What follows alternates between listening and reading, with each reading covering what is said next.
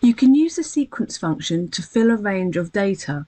I'm just going to redo these 3 examples here, as there are different options and different ways of doing this. I just want to show you the easiest and probably the way you might already know how. It's to actually just do an autofill.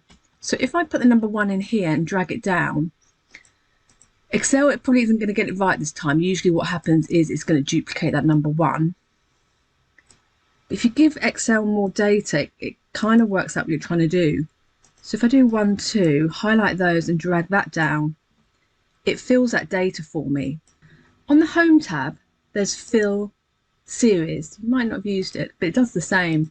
If I put number 1 in here and Fill Series, my series is in columns. I want to fill down column F, so I put column there. Linear is fine. Step value 1, I want to have an increment of 1. And my stop value for this example is 12. Okay. So that returns the same. That might be more helpful if it was like 1,000. Also, if I wanted, let me just do it here.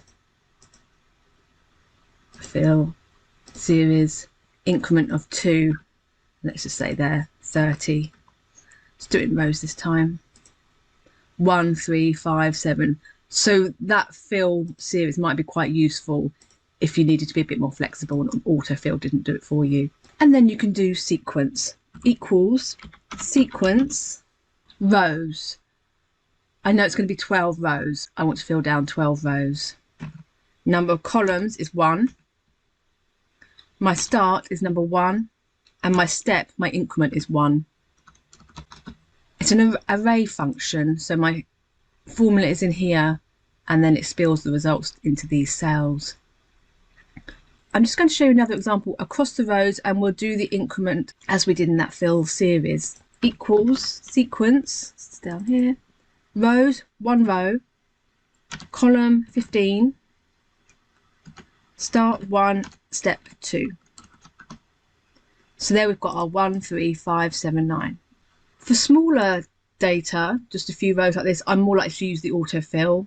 I tend to forget about this fill series, so I probably would then do the sequence. It is quite useful for dates. I'm just going to show you here. I can reference a start date here and say equals sequence rows. I'm going to drag it across here. I'm just going to build a table. I want my dates across the top as headers. My rows is 1.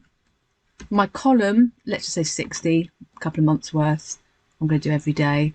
Start, and I can reference that cell. I don't need to actually absolutely reference that because it's an array function. So my result returns to this cell here and spills across that row. My step is 1. I want every day. Close. It's just in a general number format. I just need to change that to date, short date. So here we've got this date here and then every day for a couple of months. Just goes up until the 1st of March there. So that can be useful for headers. This is dynamic. I could change that to the 1st of March. So let me just change that there. And this is then updated. So it's March, April. If you don't need it to be dynamic and you don't like it in this sort of blue box here, you could Control, Shift, arrow right. Hover on here where you get your arrows, drag up, drag back on top of itself, release your mouse, copy here as values. And there you've got your static dates there. But I would use sequence the way I had it before, where it was dynamic and I was referencing a date and I can change that date. Also look at my date video. That's in the Excel Basics under formatting. You can use different formulas for dates. I've included in the workbook, and it's also on my website under one of the resources, a calendar. I've just set up a calendar here using the sequence, so you can try and work out yourself what I've done there. I've used these other functions as well. They're also in one of my basic formatting where we're looking at the dates here. So you could watch that video first, then refer to this. But you can use this template. I've done a bit of conditional formatting to grey out days that aren't in that particular year. And this one here, it's today's date's always going to be highlighted in red.